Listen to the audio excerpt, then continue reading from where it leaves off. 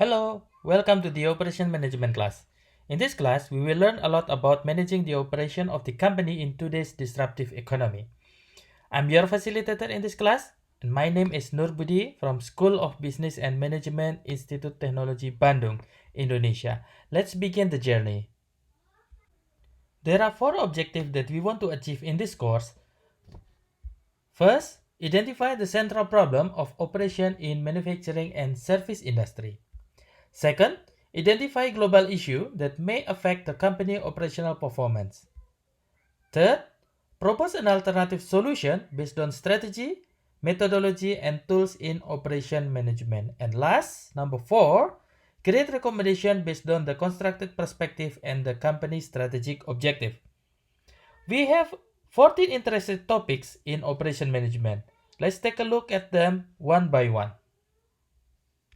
As a kick-off start, we will learn about defining the operation management itself. Then, the contribution of operation management, the issue of productivity, efficiency and effectiveness, the basic economic system of input, process, and output in this section. Product and services. It is always interesting to discuss creation of product and service today. Companies around the world also try to develop rapid product development to shorten product life cycle. In this section, we will dive into detail about the technique and tools to design products and services. Project management. Projects are common part of our everyday life, from planning a wedding, remodeling house, or preparing other ceremonial events. We will discuss all of those 5 pieces in project management section. Process analysis. The major decision of operation manager is finding the best way to produce so as not to waste resources. Let's take a look at ways to help manager design a process for achieving this goal in process analysis section. Capacity analysis. The objective of capacity decision is achieving high level of utilization so that determining production capacity is a critical decision that we will discuss in this section. Quality management. Managing world-class quality level helps companies build a successful strategy in differentiation, low cost, and response. In this section, we will define what is quality and focus discussion on the total quality management and statistical process control. Forecasting. In this section, we examine different types of forecasts and present a variety of forecasting models. We also discuss how to prepare, monitor, and judge the accuracy of forecasting. Aggregate planning. The manager needs to translate the forecasting result in long, intermediate, and short-term planning. The intermediate plan is the focus of our discussion in this section.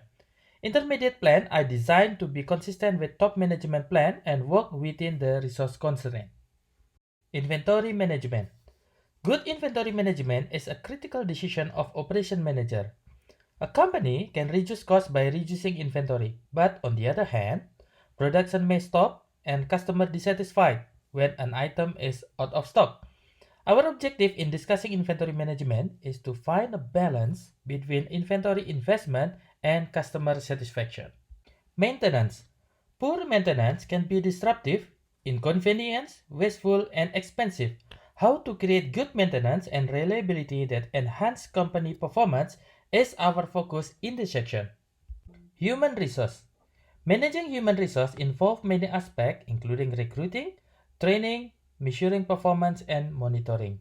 Our focus in this section is to design jobs so that people can maximize their performance in work and still enjoy the quality of life. Scheduling. Effective scheduling system mean faster movement in the internal company and provide faster throughput for customer. In this section, we will discuss several scheduling techniques for manufacturing as well as service company. Supply chain. There is no company in the world that able to create a product or deliver service by themselves. They need partners. The combined activities among all partners form a network that called supply chain. Our objective in discussing supply chain is to understand how coordination among partners in the supply chain to maximize a company competitive advantage and benefit for customer.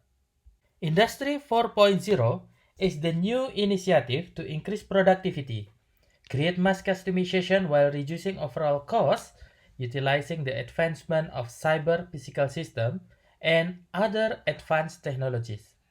We will discuss the key concept, technology, current development, and strategy to adopt Industry 4.0 in this section.